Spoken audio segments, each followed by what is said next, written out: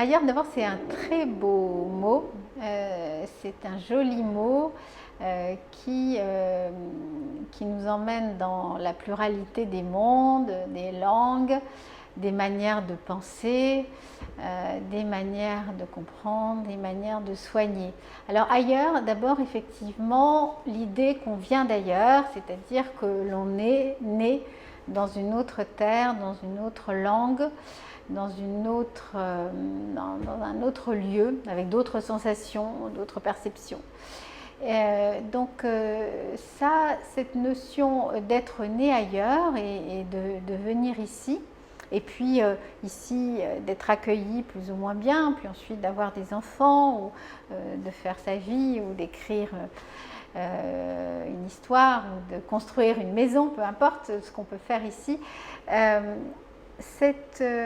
Dans ce mouvement-là de l'ailleurs, il y a l'idée de la séparation, parfois de la rupture, mais aussi d'une recréation nécessaire dans ce lieu d'ici, d'une recréation, d'une plus grande liberté parfois, et puis d'une nécessité de se d'éprendre d'une nostalgie qui peut quand même beaucoup nous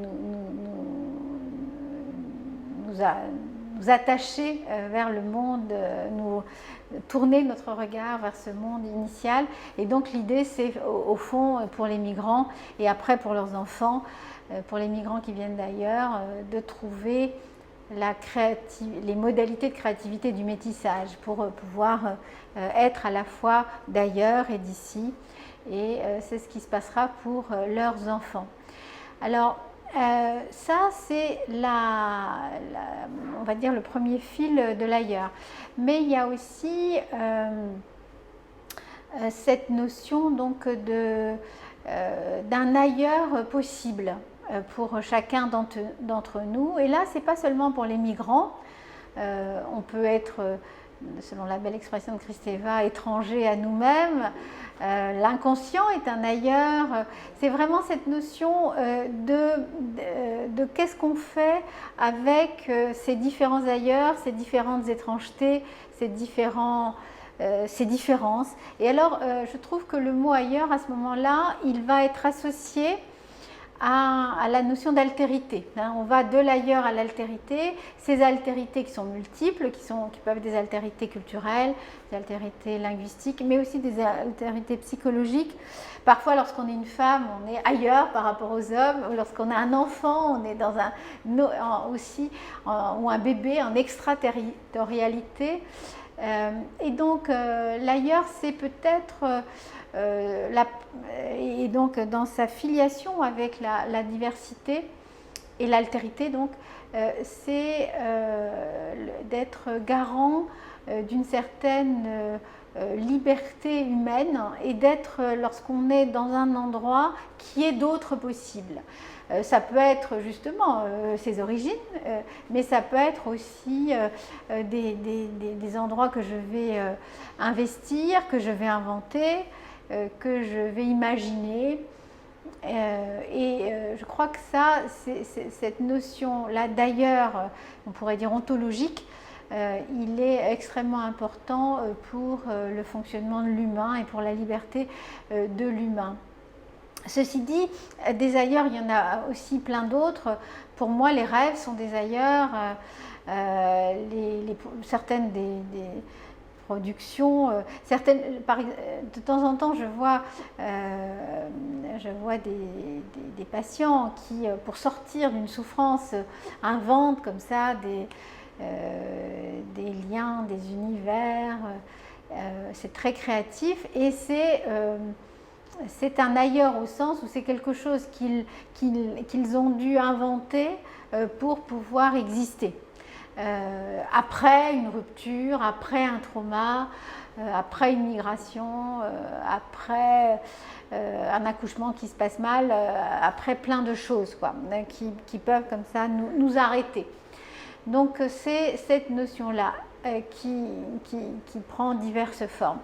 Et je vois encore un ailleurs nécessaire et fécond pour les adolescents migrants qui naissent ici, donc de parents venus d'ailleurs, et qui doivent se construire une identité, une histoire, des affiliations, et où il y a forcément une place pour l'ailleurs, parce que l'ailleurs fait partie de leur histoire ou de leur identité narrative, comme on le dit avec Bernard Goltz. Vraiment, ça fait partie de l'histoire transgénérationnelle, et eux-mêmes, finalement, doivent inventer un ailleurs.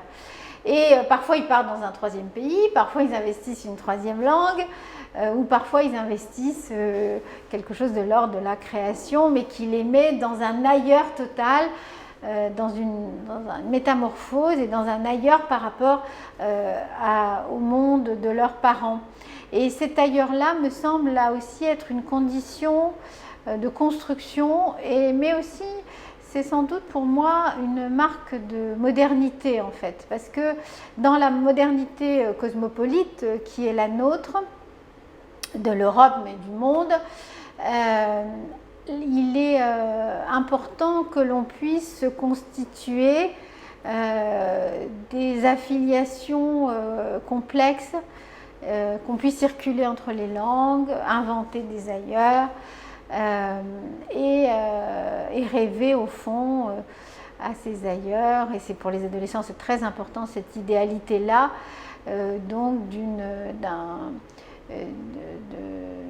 capacité à se construire des utopies, des mondes, des rêves, et inscrites dans des lieux, mais qui sont des lieux multiples. Et les effets de la mondialisation sur l'ailleurs sont importants, mais elles n'effacent pas l'ailleurs, parce que l'ailleurs, c'est pas l'exotique, c'est pas le lointain, c'est quelque chose de différent que je construis, ou que je rencontre, ou que j'imagine. Et en ce sens, cette notion d'ailleurs, je trouve qu'elle a été très très bien figurée par les poètes dits qui viennent du monde créole, les poètes de la créolité, qui ont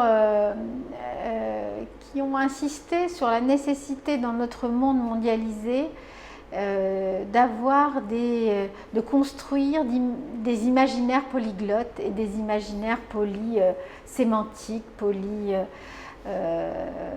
polylinguistiques, et avec d'ailleurs aussi des créations, par exemple des liens entre la clinique et la littérature, entre l'anthropologie et la clinique, la linguistique, peu importe, en tout cas de se construire des imaginaires pluriels. C'est ça, d'ailleurs.